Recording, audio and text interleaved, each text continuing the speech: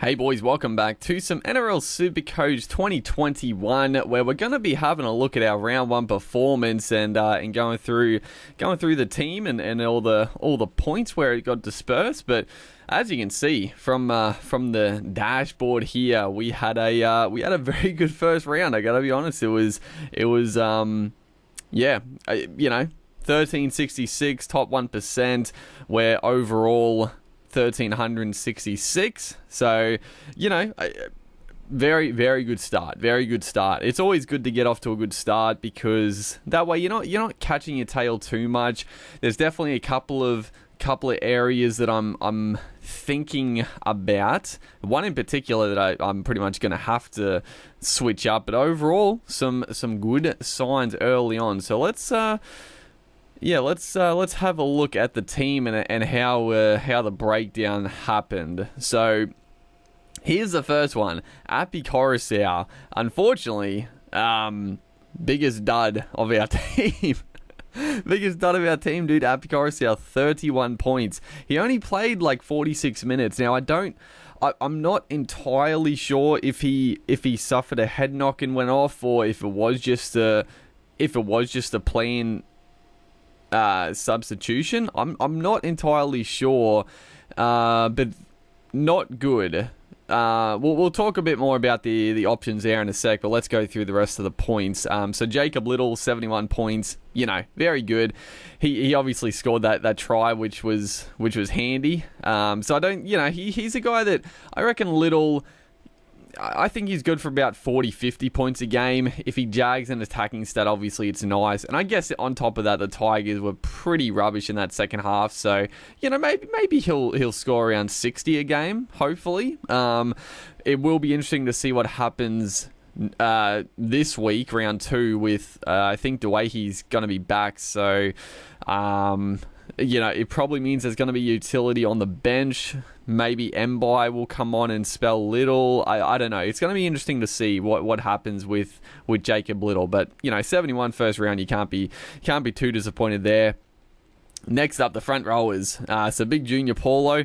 Now I can't remember. I definitely made a couple of late changes to my team after that final update I put up a day before the NRL kicked off, and I can't remember if I had Junior Paulo in my team, but I did stick with him if I did have him, or I brought him in, and he banged out 100 points. He played big minutes. He got a try. Yeah, he got a try. He must have. I can't even really remember. They were versus my Broncos. I've tried to just sort of just forget that memory of that game. Very frustrating. But yeah, Junior Paulo, I think, is definitely one of the... He's going to have a big year. Because even that first half, he played pretty much unchanged for like the first 50-odd minutes, I think. And the first half, they were doing a lot of defending, so he didn't even really get too many like running and offloading stats. So he's good for a big season. And then Big Tino, 60 points, pretty solid. I'm not disappointed with that. Like for 500k he played big minutes at lock. He's a great pickup, and I'm happy with 60. I definitely think he can improve upon that, and it was just good to see him play the big minutes and bang out some good stats, really, because it wasn't the Titans' best performance. Then we had Spencer Leniu, 46 points. So I was tossing and turning who to go with our reserve front rowers, and I think I made the right choice with the two cheapies here, because I think I might have had Jack Hetherington in that final video, but Hetherington didn't score that well. He went okay, but Spencer Leniu played pretty big minutes, and yeah, he's a beast. So he could actually turn into a guy you potentially play. Probably not, because he is on the bench. He might jag a starting spot if there's an injury, but 46 points, he's definitely going to make some good cash if he keeps that up. And then Otakamanu was okay. Honestly, I didn't think, honestly, for the Tigers bench and, McKaylee and Russell Packer and these big boys, I really didn't think they came on and did too much. And Otakamanu, for all the hype around him, I thought it didn't really do a whole lot, but I mean he scored 27 points, so not the worst thing in the world. Now the back row, oh baby. So my boy Mitch Barnett, I brought in late. He was definitely one of my late inclusions, and I'm extremely happy with it. He obviously did score a try, which is very nice, but I still think, without the try, he would have still scored like 70, 80 points. He had the goal kicking. He's honestly a pretty decent goal kicker, and until Ponga comes back, and even then, I mean, Ponga is a pretty solid goal kicker, but I mean, if Barnett continues to kick them, like if he kicks them well, like, maybe he'll retain the kicking. You never know, but I still think. Well, he's a wait. Like Barnett is a wait and see. I'm definitely happy to keep him for the start of the year, and I think he's going to score really well. He's not going to score 100 points every week, but he's got the base stats, he's got the attacking upside, and he's got the goal kicking at the moment. So we'll see what happens when Ponga comes back. If Ponga takes the kicking duties and Barnett's scoring goes down a lot, then he's probably going to make a good amount of cash. We can upgrade him to someone else, or if he continues to bang out the points, then we'll keep him on. But yeah, very happy with the late inclusion of Mitch Barnett. That was a big one. Ryan Madison, solid. I'm actually I'm very happy I did not go with Jason Taumalolo. I don't know how many he scored. I think he would have scored like maybe 40 points. Not a great game for Taumalolo, and for people that owned him, bit of a disaster. So yeah, Madison, I was happy I went with him, even though he didn't have a very good game. I thought he was okay. I'm surprised he scored 67 points, and I mean that's the thing with Madison. He doesn't, even games that you don't really see him do much. Like he still gets like 40 tackles. He still runs the ball a lot, so he's always gonna knock out a good amount of points just from not really doing much. So yeah, very handy there. And obviously Angus Crichton almost cracking the ton there. Very annoying he is going to be out for round 2 with that crusher tackle. I'm honestly a little shocked that he got suspended, or even because it wasn't even a penalty during the game. They must have looked at it after it, but I'm a little shocked that he's got in trouble for that crusher. Like I don't know, man. That was definitely one that I'm like, how is this an issue? But yeah, frustrating. But not the worst thing in the world, because everyone has Crichton, or everyone should have Crichton. So you shouldn't trade him out, but just got to find someone else to come in and hopefully score decently. On the reserves, so Jordan Ricky, 40 points. Okay, I mean, I thought Ricky was a little quiet for the Broncos. He looked good in patches, and he's definitely one for the future, and I think he's just a good pickup. 277k. He's gonna make money, and he's gonna get those occasional attacking stats. So I'm still happy with Ricky, even though he only got the 40 points. Tyrell Fuimaono, so he got 56 points. I actually thought he was pretty solid for the Dragons. He's definitely one I could think about playing in the 17, and maybe this week with Crichton being out, I could definitely just swing Ricky into the starting lineup and have Fuimaono as one of the other reserves, because I mean, yeah, if he's playing big minutes a lock, like he's gonna score pretty well.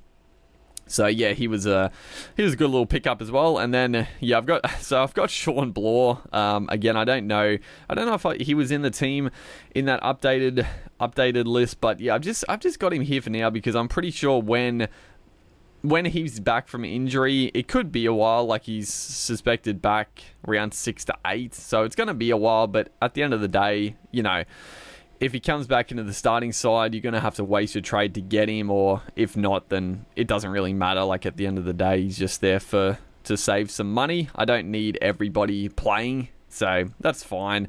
The halves, Mitchell Moses, 55. The gamble with not getting Cleary, did it pay off? I don't know. So Cleary got, I think, 100 points, which I'm a little... I don't know. I always call a little BS on Cleary's points. I don't know how he got 100 points in that game. I honestly didn't think he deserved that many points. But yeah, he cracked the 100, so he did double our boy Moses. So I don't know, did the gamble pay off? We'll see. We got to give it a couple of weeks. Again, it let me spend more money in other areas, so it's not.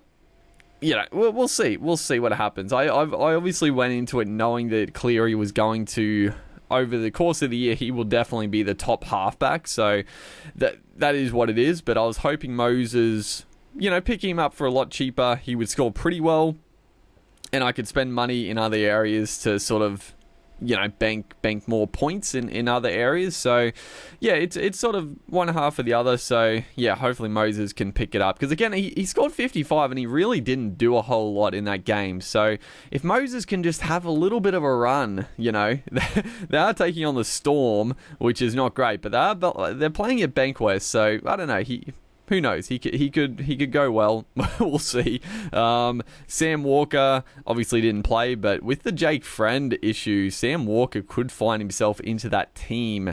Yeah, that's an interesting one with Jake Friend potentially. They're talking about potentially retiring, which would be devastating for Friend. But Sam Walker could definitely come into that team if that happens.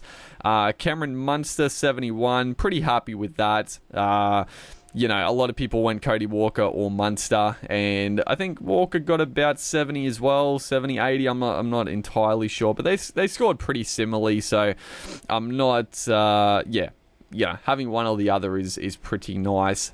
Connor Watson 53. So I was a little bit not frustrating, but it was a little bit skew-if with what happened. So obviously, if you didn't watch the game, Suaso Sue actually started at lock. Connor Watson pushed back to the bench, which I wasn't too worried about. I knew beforehand, and I still played Connor Watson as one of my bench players, because I still thought he would come on probably after 20-30 minutes and potentially play the rest of the game at lock.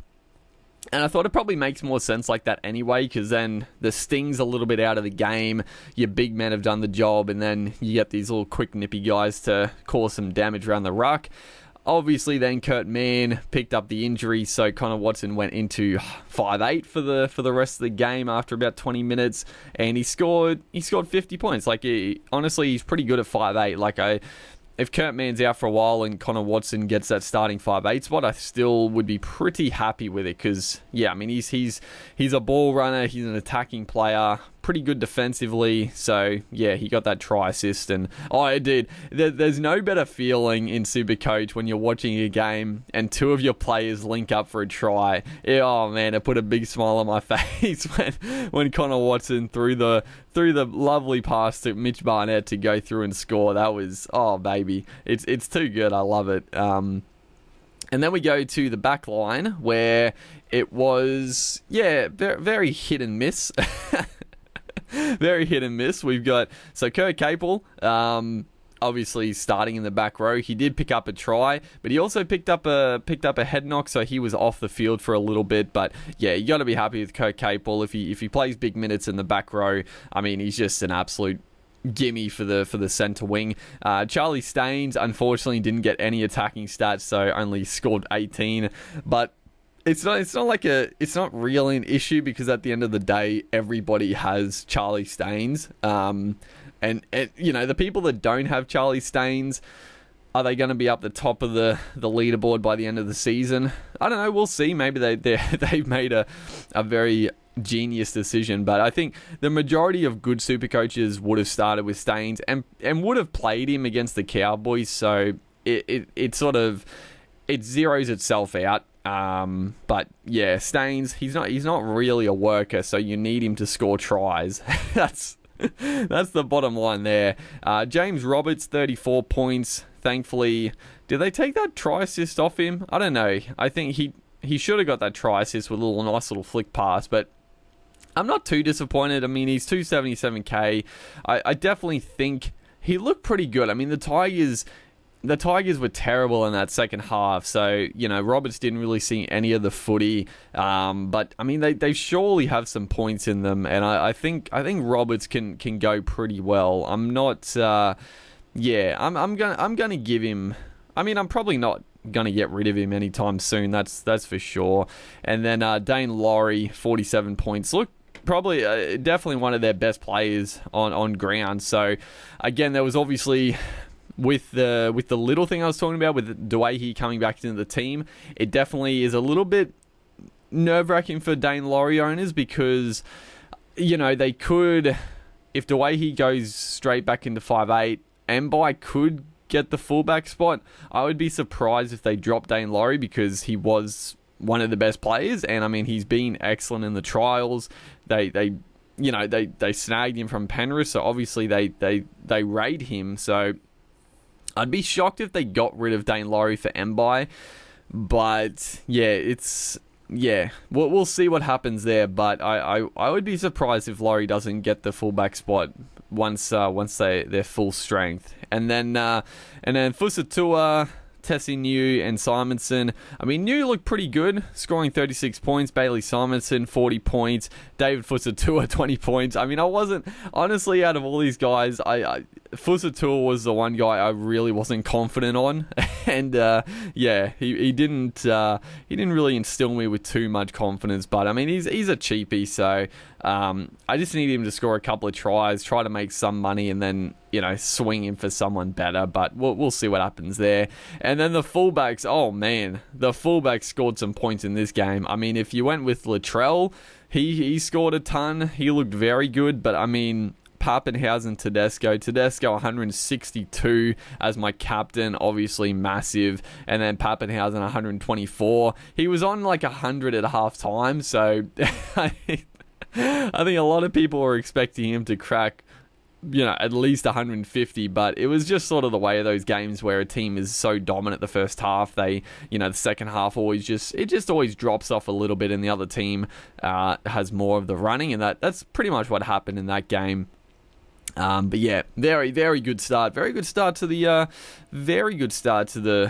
round. So like I was saying, the only real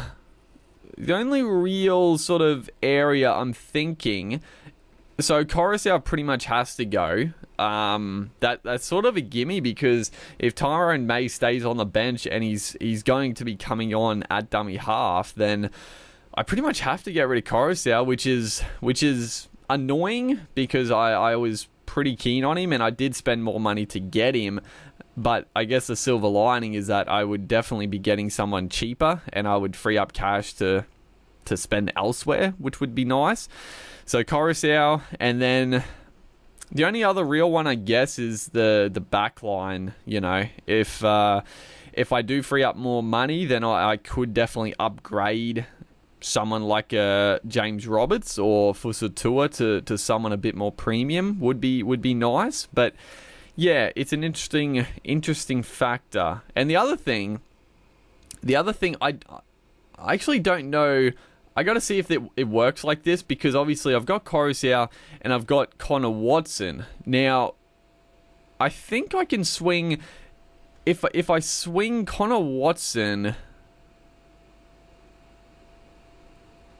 I'm not exactly sure how it works, but I'm pretty sure I can trade out Coruscant for a 5'8" and swing Connor Watson up to dummy half and put the 5'8" where Connor Watson is. I think it works like that. I don't know. I'm gonna have to play around with it, or maybe I don't know. But if that works, then I'd probably swing Connor Watson up to dummy half. Coruscant would get traded out to. I don't know. Honestly, I could see myself picking up like a Jerome Luai. Could be a good backup 5'8", scored pretty well. Could go with like Matty Moylan to free up cash, and then I could definitely upgrade one of my backline players. So yeah, there's some interesting things there. Or if I look now, the dummy halves have scored well. So Reed Marnie's got 134 points. 3.2% of teams have him. So I mean, those guys are absolutely killing it. I didn't realize he scored that many damn points. But then Jaden Brayley is definitely an option. And 10% of people went with Jaden Brayley. A lot of people went with the Brayley Connor Watson duo, or Jaden Brayley and Jacob Little. So that's a big one. And then the rest of the dummy halves, I mean, Jake Turpin I was looking at scored pretty well. Not much else. not a whole lot else in the dummy half departments, because I mean McCulloch I wouldn't get, even though he's always solid. Ben Hunt I just couldn't see myself going Ben Hunt. So yeah, I think out of the dummy halves, I think Jane Brayley is the only real option that I would downgrade to. And I don't, I wouldn't expect Brayley to score this many points. Like I was thinking Brayley, he's good for about 50 points a game. Very good defender. But he looked good, and I guess, on playing on the back of that monstrous forward pack, Brayley could have a field day. So yeah, I think that's probably the way I'm going to go with Coruscant. Because yeah, you go down the list and not a whole lot else, in all honesty. I mean, Jazz Tavanga off the bench, you can't go. Brandon Smith only scored 45 points. He looked really good in NRL, but didn't score well. Damien Cook, 36 points. Oh man, 30% of people went with Damien Cook. 22% of people went with Brandon Smith. Dude, that actually blows my mind. So many people went with Brandon Smith. Like, I don't know, dude. I'm shocked at that. I mean, I love Brandon Smith, but I feel like Smith is one of those guys that is more of a real life player. He's like that Cooper Cronk.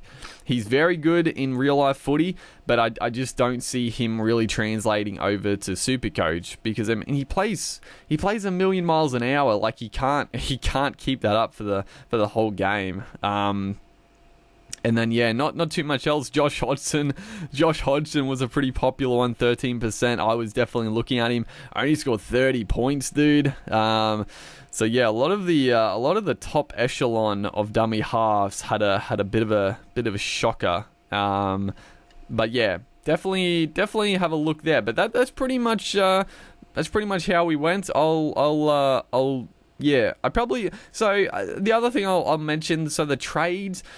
There's two train of thoughts, right? So obviously you get a limited amount of trades in the year, and a lot of times, you might trade willy-nilly for the sake of it, but I do think when the season just kicks off, before the prices change, I don't think you have to spend all your trades like for the first couple of weeks, but if there's definitely a couple of guys that are underperforming, or there's a couple of guys that have sort of jumped on, like, Jane Brayley, or a couple other guys that have sort of come from nowhere to look really good, you do want to use the trades, because otherwise, your players that are underperforming will just drop in price, and it'll be tougher to pick those guys up. So I think it is beneficial to use your trades at the start of the year. When the season goes on and you're sort of set on your team, that's when you want to sort of, just halt the trades a little bit. But I think at the start of the year, I don't think you're going to waste your trades early on. Like, you just use them, in my opinion. Obviously, if you get screwed over later and you pick up injuries and suspensions, then, you're going to be in trouble anyway. But that's sort of my opinion on the trades. So, I don't know. I probably will spend 2 trades this week, just because if I get rid of Coruscant, I will have so much money to upgrade a backline player, which I think is just beneficial. So yeah, I'll make another video later in the week to sort of let you guys know for round 2 how it's looking, and the preview for that. But yeah, hopefully you guys are enjoying the Supercoach videos. Make sure to like and comment, and I'll see you guys in the next one.